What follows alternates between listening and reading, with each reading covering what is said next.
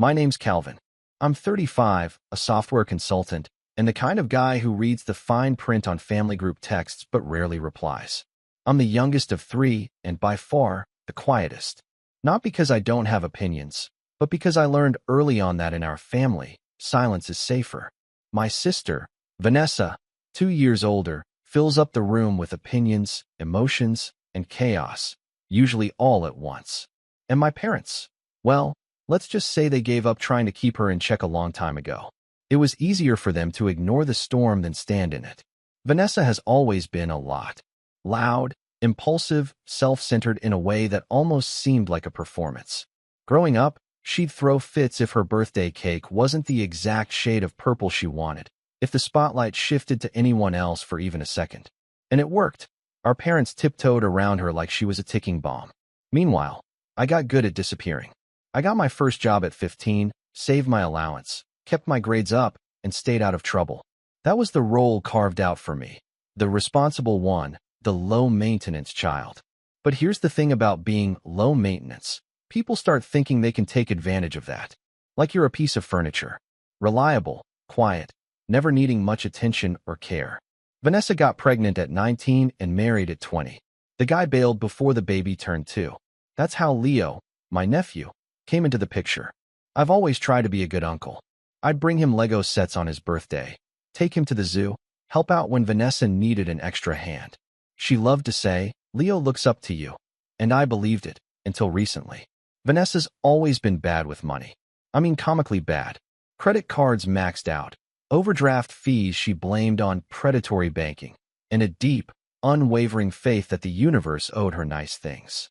She'd cry about being overwhelmed, with single motherhood one minute, and then post Instagram stories of champagne brunches and salon visits the next. Still, she was family, and for a long time, I figured she'd eventually grow out of the chaos. Spoiler, she didn't. A few years ago, I landed a big contract and finally started making real money. I don't mean by a lumbo money, but definitely don't think twice about ordering appetizers money. I kept it mostly quiet, though. Just upgraded my apartment, traveled a little, paid off some debts. I never bragged. Vanessa found out anyway. That's when the subtle shift started. She began joking that I was the rich one now. Jokes like, "Oh, let Calvin pay, he's swimming in it." Or, "You better not forget your favorite nephew when you hit billionaire status." Always said with a laugh, always in public, but always with a little too much weight behind the words. Still, it wasn't until Leo turned 16 that things took a turn I didn't see coming. I'd given Leo one of my old iPhones a year earlier, a spare, unlocked, perfectly good phone I'd wiped clean before handing it over. I even offered to pay for a few months of his phone plan, just to help them out. Harmless, right? Apparently not. Unbeknownst to me, Leo still had access to my Apple Pay. My card was still linked somehow, probably from a time I helped him download an app or ordered them dinner while babysitting. I should have double-checked. That part's on me. What's not on me is what they did with it. It started small. A few odd charges I didn't immediately notice. $9.99 here, $12.49 there. I assumed they were subscriptions I'd forgotten to cancel. We've all been there. But then came the first red flag, a $640 charge at a store I didn't recognize. I blinked at the statement, confused. Did I buy something for my home office? A new monitor? A printer? But I hadn't ordered anything in weeks. Then came the drone. Literally. An $899 charge at a tech store. I called the bank. They walked me through the recent purchases. Designer clothes, gadgets, accessories. The kind of stuff I don't buy for myself, let alone anyone else. The total? $31,700. $31,700. Gone. My heart thudded against my ribs. I checked the delivery addresses on the charges. Sure enough, most of them were shipped to Vanessa's place. That's when it hit me, Leo. I didn't want to believe it at first. Maybe it was a mistake. Maybe someone hacked his phone. Maybe someone else used his Apple ID. But before I could spiral too far down the denial hole, I saw a post on Leo's Instagram. A selfie, full mirror, dripped out in Gucci and Nike. The caption? "Don't worry, Uncle's card pays for everything." I stared at my screen for a solid minute. My throat went dry. It was a joke, right? Please be a joke. I refreshed the post. It was still there. Hundreds of likes. Comments filled with laughing emojis and "W bro" from his friends. I felt like someone had poured ice water down my spine. I took screenshots. My hands were actually shaking. I called Vanessa. She didn't answer. I texted, "Hey, I need to talk to you. Urgent." Nothing. An hour later, she finally called back. Her voice was casual, chipper even. "What's up, Cal?" "Vanessa," I said, trying to keep my voice steady. "I need to ask you something. Did Leo use my card to buy all this stuff? Over 30 grand is missing from my account." There was a pause, just long enough to confirm everything. Then she sighed. "Oh, come on. It's not that deep, Cal. He's just a kid. Not that deep." I sat there in stunned silence. "You think $30,000 is not that deep?" I said slowly. "I mean, he didn't know any better. And honestly, you make good money. I figured you wouldn't even notice. He just got excited, you know? He's 16. He wants to impress his friends. Don't be such a hard asterisk about it." I'm not being. I stopped myself. "Vanessa, he stole from me." "It's family, Calvin," she said, her voice sharper now. "Don't act like you haven't helped before. Not like this. You always play the victim," she snapped. "Honestly, maybe if you visited more or got involved in his life, he wouldn't have felt the need to show off." That one actually made me laugh, bitter and low. I gave him a phone. "I gave you both so much help. I'm not your ATM. You're overreacting." I took a breath and said the only thing I could think of: kids learn from consequences. Then I hung up. I sat there in my kitchen, the walls closing in around me. The betrayal wasn't just the money. It was the assumption, the casual entitlement, the way she didn't even flinch. Like I was some distant cousin with a black card, not her brother who had scraped his way up from a shoebox apartment and microwave dinners. That night, I stared at my ceiling until 2 a.m., thinking, replaying every time I'd paid for dinner, every favor I'd done, every time I'd swallowed a snide comment to keep the peace. Every time I told myself, she's family, just let it go. Then I opened my laptop. I logged into my bank account, and I froze every card. Every linked account. I reported the card as stolen and disputed every charge. At 6:42 a.m., my phone buzzed. One text. All caps. "What did you do?" I locked the screen and stared at the ceiling again, heart pounding, not with fear this time, but something else. Clarity. And maybe, for the first time in years, a little bit of peace. I didn't reply to her text. Not at first. I just stared at it, still groggy from barely sleeping, while the sun spilled weak morning light across my kitchen. My coffee sat untouched. My phone buzzed again, then again, and again. 23 missed calls before 8 a.m., mostly from Vanessa. A few from my mom. Even Leo tried once, though I imagine that call wasn't voluntary. I let them all go to voicemail. I needed space. I needed time to think. But mostly, I wanted them to sit with the confusion for a bit. The not knowing. Because for years, I'd been the one left wondering, trying to make sense of things that never did. Why I was always the one who had to understand.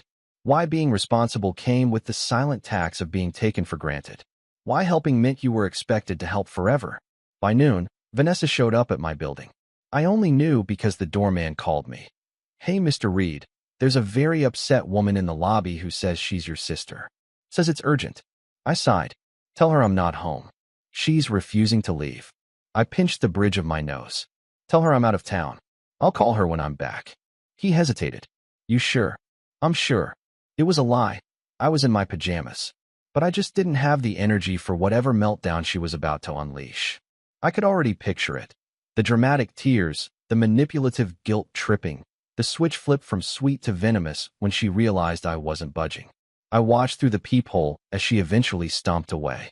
Her phone to her ear, jaw clenched. It was only a matter of time before Mom called again. And sure enough, 2 hours later, she did. "Calvin, what is going on?" she asked, voice already tinged with judgment.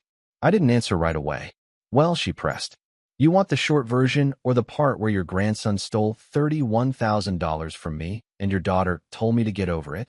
Silence. "I don't think that's the whole story," she said finally. I almost laughed. "Oh, really? You think I fabricated the bank statements?" "I think maybe it's not as serious as it looks. Leo's just a teenager. You've always been a bit strict." That word again. Strict. I wasn't strict. I just had boundaries. Boundaries no one in this family seemed to respect. "He used my card without permission," I said, then bragged about it online. "I saw the post," she admitted, sighing like she was the one under stress. But I don't think he meant to hurt you. He probably didn't realize how much he spent. I swallowed hard. Mom, he bought a drone. And designer shoes. This isn't oops, I bought a game on accident. This was planned. Another sigh. You make good money, Calvin. Can't you just let it go? That line. That infuriating line. I'd heard it so many times over the years, it had become background noise. Can't you just let it go? Whether it was Vanessa screaming at me over a borrowed charger or her borrowing my car without asking when we were younger, it always ended the same way. Me being told to be the bigger person. Her getting off the hook. Let me ask you something, I said quietly. If I'd stolen $30,000 from Vanessa, what would you be saying right now? She didn't answer. That's what I thought. I hung up. That week, I didn't hear from Vanessa again. Not directly, but the subtweets started. Passive-aggressive posts on Facebook. Screenshots sent to me by an old high school friend who still followed her. It's crazy how money changes people. Some family members would rather ruin a kid's future than forgive a mistake. Guess that's what happens when you forget what love is. Some people think they're saints just because they have money. You're not better than the rest of us. You're just bitter. And my personal favorite. I hope you enjoy your perfect little life, Calvin. Don't come crying to me when karma circles back. Karma? For freezing my card after being robbed? It would have been laughable if it didn't sting so much. Because it wasn't just about the money anymore. It was about how fast they turned on me. How easily my silence and generosity had been twisted into coldness. How they'd rewritten the narrative so that I was the villain and Leo was some poor misunderstood child. The only person who didn't say anything was my dad. That made sense. He'd never liked conflict. He was the kind of man who disappeared into a sports game when the family argued and magically reappeared once the shouting stopped. He didn't call, didn't text, just vanished into his usual fog of avoidance. But someone else did call. My Aunt Laura. She was my mom's sister, the black sheep, who lived out in Oregon and only visited every few years. But she and I had always gotten along. She was sharp, quiet like me, saw through things most people ignored. She called me late one night. I heard about what happened, she said. I was surprised. How? Vanessa posted a rant on Instagram Live. Tagged half the family. Called you a sociopath. I groaned. She's always been like this, Laura said. Even as a kid. You know she tried to blame me for breaking a window when she was 10. I believe it. There was a pause.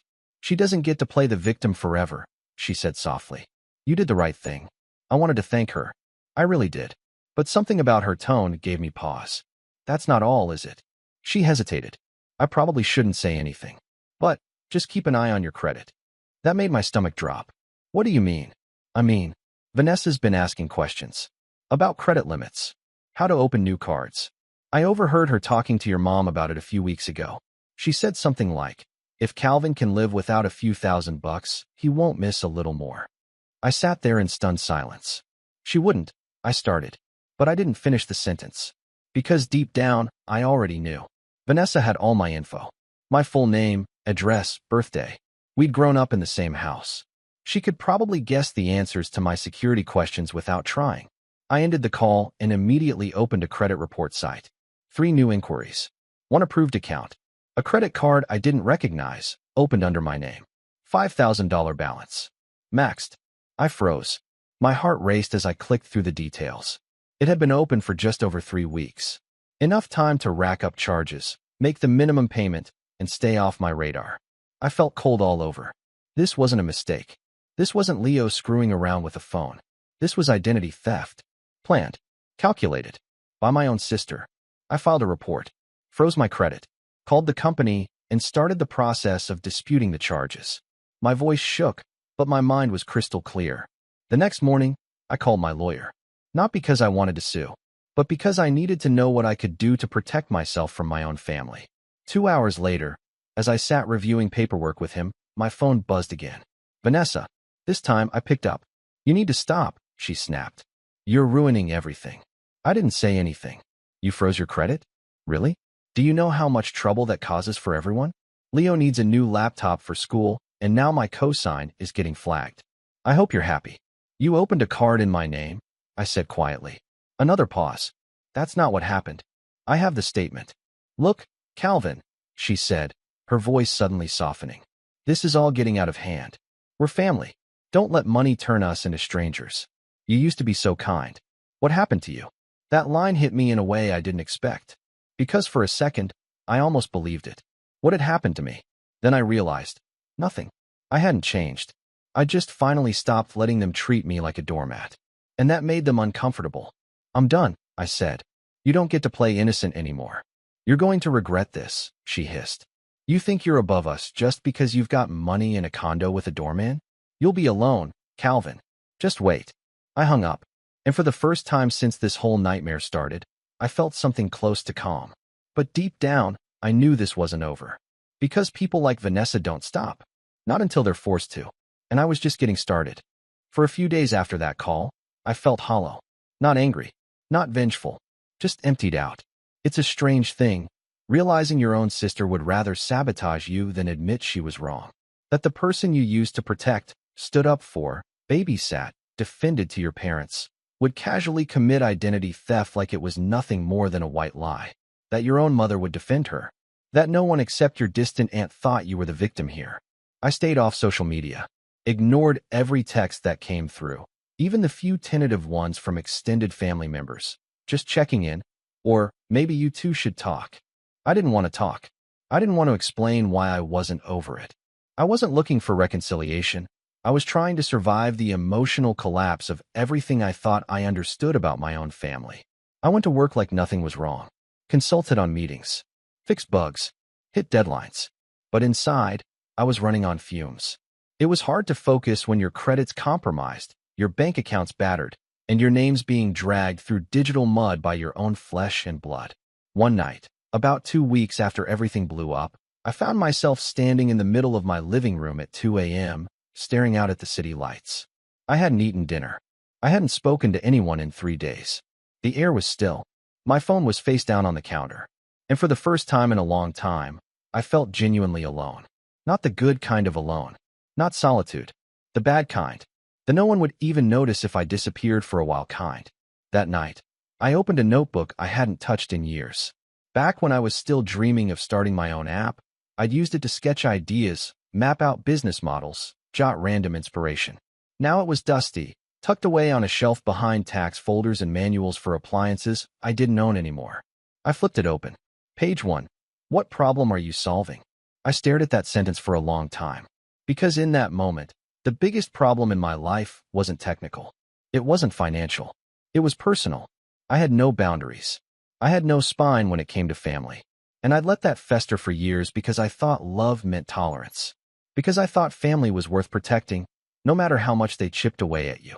But love without respect is just manipulation with nice packaging. That was the first thing I wrote under the question. The next morning, I called my bank again, just to confirm every dispute was still in progress. Then I made appointments with 3 different financial advisors. Not because I wanted revenge, but because I wanted clarity. I needed to know where I stood, how to protect myself, how to rebuild what I'd lost, how to make sure this never happened again. One advisor, a woman named Lila, stood out from the rest. She was sharp, didn't mince words. After I laid out the situation, she leaned forward and said, "Here's what you do. You treat your finances the same way you treat your passwords. Compartmentalize. Diversify. And never, never leave your back door open for someone just because you share DNA." That stuck with me. I started moving money. I set up a trust. I created an LLC for my freelance contracts. I encrypted everything. I finally stopped using that ancient Yahoo email I'd had since college, the one Vanessa definitely had access to. I rebuilt my life digitally and financially like I was hardening a network against cyber attacks. Because in a way, that's exactly what this was. Only the attack came from someone I'd once held as a baby. It wasn't glamorous. It wasn't exciting. It was days of calls, paperwork, scans, passwords, and cold realizations. It was waking up to fraud alerts and learning to read terms and conditions like my life depended on it. But with each step, I felt a little more in control. And somewhere in that silence, I found something unexpected. Pride. Not ego. Not arrogance. But the kind of pride that comes from knowing you're finally doing right by yourself. That you're not patching over holes to keep the peace. You're rebuilding from the ground up. That you're allowed to say no, even to people you love. Especially to people you love. One morning, I got a call from Leo. I almost didn't answer. but something in me hesitated. Hello. Hey. His voice was quiet. Nervous. Hi, Leo. I wanted to say sorry. There was a long pause. Okay, I said. Go on. I didn't mean to mess everything up. I thought it was funny at first. Like, just a joke. Then Mom said it was fine and, I don't know. It got out of hand. I waited. I know you're mad. I'm not mad, I said. I'm disappointed. He winced audibly on the other end. That's worse. It is. Another pause. Are you going to press charges? I sighed. I'm not sure yet. He was silent. I don't want to hurt you, Leo. But you hurt me. And you need to understand that actions have consequences. Yeah. If I hadn't caught it in time, this could have ruined my credit. My job. My life. I know. We sat in silence again. Then he said, Mom said you're cutting us off. That you're never going to talk to us again. That depends on your mom. She's been really mad. I know. He cleared his throat. I miss when we used to hang out. You used to take me to the arcade. You were cool back then. That stung more than I expected. I swallowed. Leo, I still care about you. But I'm not your bank. I'm not your safety net. I'm your uncle. And I deserve respect. Okay. I'm glad you called. Yeah. Me too. Then he hung up. I didn't know how to feel after that. Hopeful? Maybe. Sad? Definitely. But I also knew something had shifted. Not just in Leo. In me. Because for the first time, I wasn't twisting myself into knots trying to fix things. I wasn't rushing to smooth it over, to make everyone comfortable. I was letting the discomfort breathe, letting them feel the weight of their choices. And in that space, something else happened. I started dreaming again. I went back to that notebook every night. Started sketching out a real business idea, a financial security app for freelancers. Something simple, smart, automatic. Something that could help people like me set boundaries, prevent fraud, teach you how to say no with your dollars and your dignity. I built a prototype, tested it with friends. It was clunky, bare bones, but it worked. It felt like me. My apartment, once silent and sterile, started to come alive again. I cooked real meals. I bought a standing desk. I hung art. I even invited a couple friends over for a board game night, something I hadn't done since before the whole mess began. One of them, Darren, asked casually, "You've been different lately. Calmer. Stronger. What changed?" And I surprised myself when I said, I stopped giving people discounts on my worth just because they share my blood. He laughed. Damn. Put that on a t-shirt. But he was right. I was different. Not colder. Just clearer. Stronger. I still hadn't heard from my mom. My dad, unsurprisingly, stayed quiet. Vanessa posted less and less.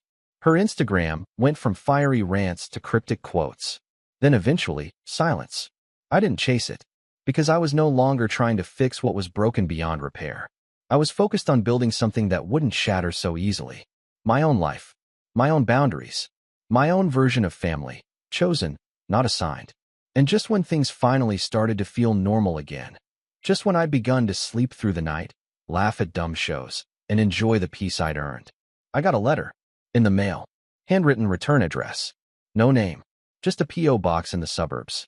I opened it slowly, heart already sinking before I even unfolded the paper. The handwriting was familiar. Curvy. Dramatic loops. Vanessa. Inside was one sentence. You think this is over, Calvin? When I read that letter. You think this is over, Calvin? I didn't feel fear. Not this time. I felt a click. Like a lock turning. Like something that had been waiting, quietly, in the back of my mind finally stepped into the light and said, all right, you gave them grace. Now it's time to give yourself justice. I sat there at the kitchen counter, turning the envelope over in my hands. The handwriting, the smugness, the deliberate drama of using snail mail, like she wanted the message to linger, like she wanted me to feel the weight of the paper in my fingers and imagine her laughing while she sealed it. It wasn't just a taunt. It was a promise. Vanessa wasn't done. And for the first time since we were kids, neither was I. See, up until this point, I'd been playing defense. Freezing cards. Filing reports. Protecting myself from her chaos.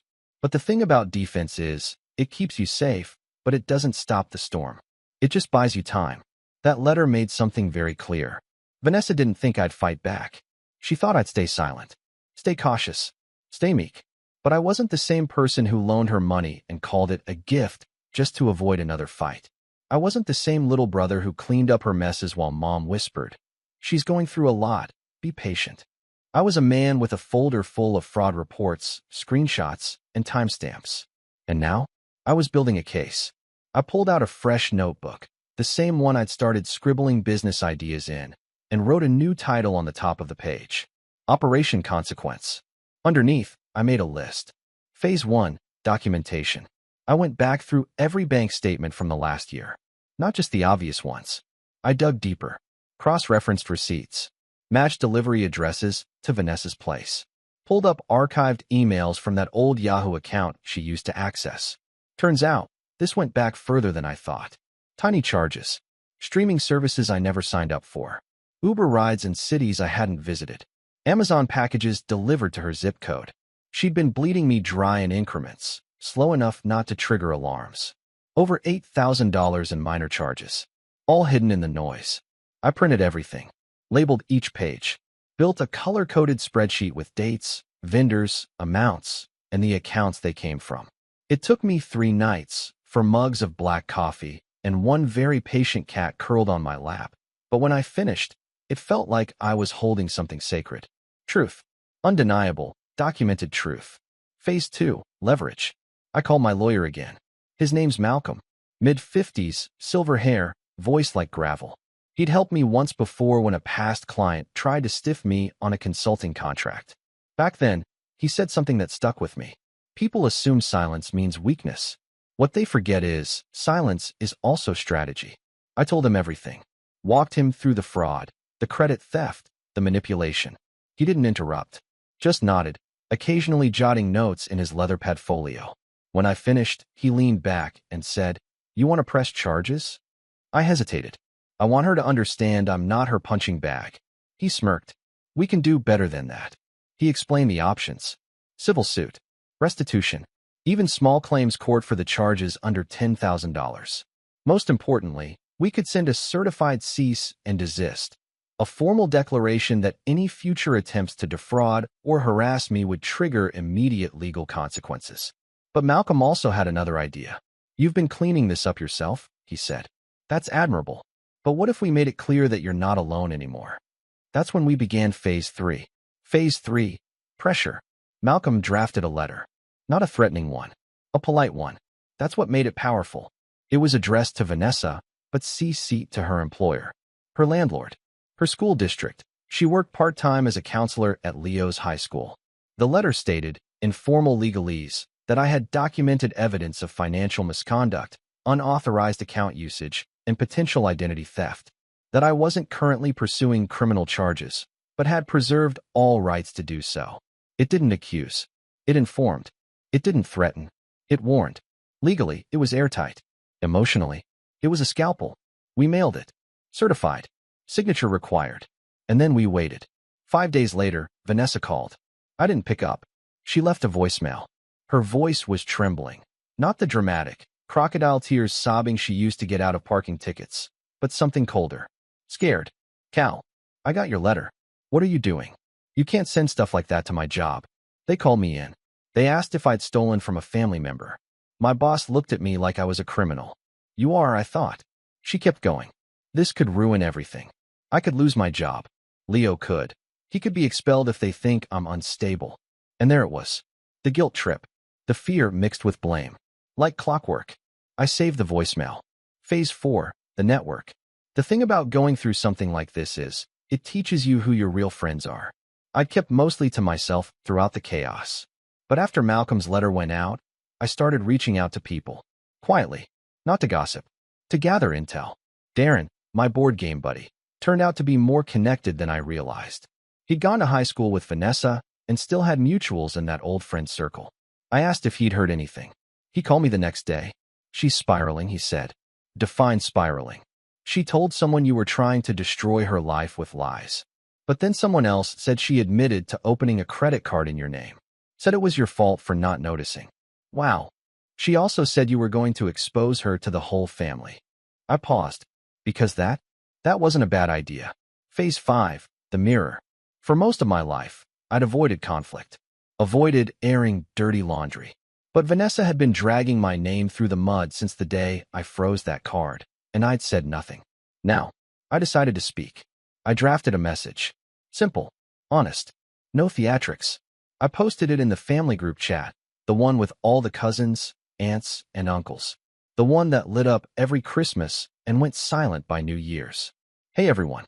I know there's been a lot of talk lately. I've stayed quiet out of respect, but I think it's time you heard the truth from me. Vanessa used my financial information without permission and stole over $30,000 from me. I've filed official reports and have documented evidence. I'm not looking for drama. I'm just making it clear that I'm not the villain in this story. I love this family, but I won't tolerate abuse from anyone, no matter what blood we share. If you want to talk, I'm here. But if you support what she did, please remove yourself from my life. Respectfully, Calvin. Then I logged out. I didn't check the chat for 2 days. When I finally did, there were 197 unread messages. Half were stunned silence. A few cousins sent private messages. I had no idea. That's insane. You handled that better than I ever could. One aunt messaged me a long apology for enabling Vanessa's behavior for years. And one name was missing entirely. Vanessa. She hadn't replied. She hadn't said a word. But Leo did. He sent me a voice memo. Hey, I read what you said. I believe you. I'm sorry. That was it. Simple. Unscripted. It meant more than I expected. And that's when I knew it was time for the final stage. Phase 6, the lockdown. With Malcolm's help, I filed the final fraud claims. We pushed for full reimbursement of the credit card damage. I installed identity protection services, locked my credit files with all 3 bureaus. I even upgraded my apartment's security system, just in case. Then I made one last change. I updated my will. It was something I'd always put off, thinking, I'm still young, I'll do it later. But now I was building something. My freelance business was growing. My app prototype was gaining traction. I was rebuilding a life I could be proud of. And I wasn't about to leave it vulnerable to people who'd already proven they'd take anything not bolted down. Vanessa was officially removed from any legal claim to my estate. If anything happened to me, Leo, and only Leo, would be given a small educational trust. But only after he turned 25. Only if he stayed clean. The rest? Donated to an organization that helps victims of financial abuse. I slept better that night than I had in months. But just as I was settling into this new life, new boundaries, new clarity, new spine, I got a knock at the door. Not a package, not a neighbor, not the building manager. Vanessa. No warning, no appointment, no rage. She stood there on my doorstep, wearing sunglasses, lips pressed in a thin line, holding a large envelope. She handed it to me without a word, then turned and walked away. Inside was a single sheet of paper, a formal legal notice. Vanessa was suing me. When I saw the lawsuit, I didn't even blink. Maybe a few months ago, it would have crushed me, sent me spiraling into anxiety, second-guessing everything, questioning whether I'd gone too far or misunderstood her intentions. That's the trap when you've been raised around emotional landmines. Your instinct is to disarm them quietly, even when they're clearly not your mess. But not anymore. Not after everything. I sat down with the envelope, laid it flat on the kitchen table, and read it word for word. Vanessa was suing me for emotional distress, reputational damage, and, get this, intentional interference with her employment. Her claim was that by attacking her character and sending misleading documents to her employer, I'd jeopardized her job and future. There were even statements attached, mostly from friends of hers or vague screenshots that lacked context, trying to paint me as unstable, vindictive, and controlling. It was bold. I'll give her that. But it was also reckless. Because I had receipts. Real ones. And I wasn't going to let her rewrite the story one more time. I called Malcolm the next morning. I didn't even have to explain. She actually filed it? He asked, amused. Wow. She really is committed to the performance. I want to counter. You want to escalate? I want to finish it. He paused for a second, then said, Okay, let's play chess. The legal war begins. We filed a formal response, complete with a motion to dismiss. We attached every piece of documented evidence I'd gathered, the unauthorized charges, the fraud reports, the identity theft filings, the credit card statements, and, most importantly, the screenshots of Leo's Instagram post and Vanessa's own voicemail where she admitted to some of the behavior she was now denying. But we didn't stop there. We filed a counterclaim for damages, financial fraud, emotional distress, identity theft, Loss of income due to the time and resources I'd had to dedicate to cleaning up the financial mess she created. The figure Malcolm proposed was conservative, $75,000. Enough to be serious. Enough to force her hand. But not so high it seemed vindictive. We didn't want blood. We wanted truth. I expected Vanessa to fold after that. But I underestimated just how deep her delusions went. She doubled down. Started posting cryptic stories again, Bible quotes about betrayal, pictures of Leo looking sad, captions like, "Family doesn't sue family. Monsters do." She even posted a photo of a courthouse with the caption, "See you soon, liar." But something was shifting. The likes on her posts dropped. The comments turned skeptical. Some people started asking questions. One cousin even commented, "Didn't you say a few months ago that Calvin wouldn't notice if a few thousand disappeared? Seems like he did." That post vanished quickly. The deposition. When the day came for her deposition, Malcolm and I sat across from her and her attorney in a stiff conference room downtown. Vanessa looked nothing like the confident, smug woman who once told me I was too soft to survive the real world. She looked tired, pale, nervous. She wore a blazer that didn't quite fit and kept tapping her pen against her notepad like it was the only thing keeping her grounded. Her lawyer was young, ambitious, probably convinced she was the victim. That belief didn't last long. When Malcolm dropped the first round of evidence, signed dispute reports, matching delivery addresses, screenshots of text messages where Vanessa laughed about accidentally using my card, it was like watching air deflate from a balloon. By the time he played the voicemail, her voice trembling, saying, "You can't send stuff like that to my job," she wasn't tapping her pen anymore. She was silent. Her lawyer leaned in and whispered something to her. She nodded, barely. Malcolm turned to me, calmly. "Would you like to make a statement, Calvin?" I nodded and leaned forward. I tried to handle this quietly. I didn't want it to come to this. But I was lied to, stolen from, and then blamed when I protected myself. I didn't go looking for revenge. I just wanted peace. And now that we're here, I want accountability. Nothing more. Nothing less. Vanessa didn't look up once. The offer. A week later, they reached out with a settlement proposal. Vanessa would drop the suit and issue a formal written apology, reviewed by our legal team, in exchange for me dropping the counterclaim. Malcolm raised an eyebrow when he read it. "She's scared." "She should be," I said. I didn't reply right away. I sat with it. Not because I doubted what to do, but because I wanted to be sure I wasn't acting out of spite. And then, I made a change. We sent back a revised offer.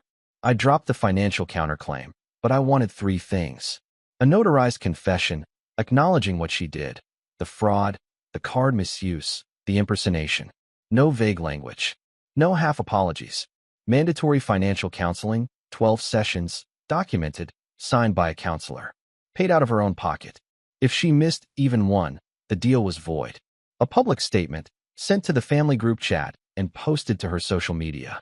It didn't need to be dramatic. Just truthful. Her lawyer balked. Malcolm didn't blink. "Your client already committed financial fraud," he said. "You want to fight this in open court? We'll be happy to bring in witnesses. Maybe Leo's teachers. Maybe her landlord. Maybe her employer. Up to you." The next day, they agreed. The fallout. The statement Vanessa posted was short, but effective. "To my family and friends. I've made serious mistakes that hurt someone I care about. I misused Calvin's financial information without permission and caused harm to both his finances and his trust in me. I take full responsibility for my actions and am working to make things right. Please don't direct blame toward him. He did what anyone would do to protect themselves." Vanessa. It was the closest she'd ever come to accountability in her entire life. The group chat blew up. Some people were shocked. Others quietly deleted their old comments defending her. A few relatives messaged me privately to apologize, saying they hadn't known the full story. But the most surprising message came from my mom.